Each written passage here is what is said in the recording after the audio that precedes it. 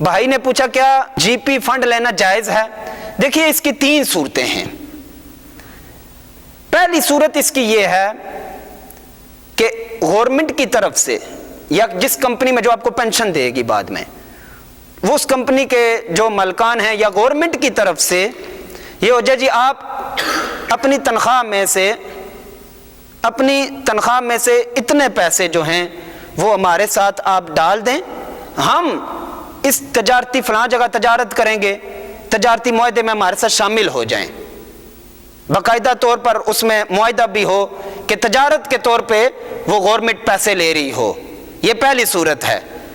अब दूसरी इसकी सूरत ये है कि जबरदस्ती पैसे ले लिए जाएं, यानी तनख्वाह से जबरदस्ती काट लिए जाएं। ये गसब की सूरत बन जाएगी। दूसरी जो सूरत है जबरदस्ती जी तनख्वाह से जी इसका 500 रुपया काट लें, अब वो कहे मैंने नहीं कटवाने, वो जबरदस्ती काटें, ये दूसरी सूरत हो गई। अब तीसरी सूरत ये है कि बंदे को गवर्नमेंट इख्तियार दे दे, कोई तजारती मुआहदा ना हो, कोई जबरदस्ती भी ना हो, बस एक बंदे को ये इख्तियार दे दे, ठीक है जी आप दे सकते हैं, दें तो तब भी ठीक है, ना दें तो तब भी ठीक है। तीनों सूरतें समझ लग गई हैं जी। अब तीनों सूरतों में से पहली 2 सूरतों में जीपी फंड लेना जायज है।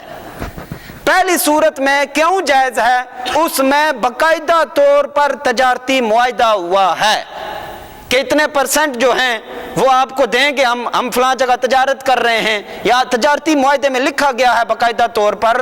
तब तजारती मुआहदा जब हो गया है, उसका जीपी फंड जितना बनेगा, जितना मुनाफा होगा, वो पेंशन की सूरत हो या जिस सूरत में भी लेना जायज है। दूसरी सूरत इसलिए जायज है, वो गसब के हुक्म में चली गई है। अब गसब का हुक्म ये है कि अगर कोई शख्स जबरदस्ती ले ले, उसके साथ कुछ मुनाफा रखकर, कुछ पैसे और रखकर वापिस करे, गसब करके ले, तो उसमें भी ये जायज सूरत बन जाती है। तीसरी जो सूरत है, जो बंदे को इख्तियार दिया है गवर्नमेंट ने, चाहे तो दे दो चाहे तो ना दो, कोई तजारती मुआहदा नहीं है, कोई गसब भी नहीं है, ये नाजायज सूरत है। पहली 2 सूरतें जायज हैं, तीसरी सूरत नाजायज है।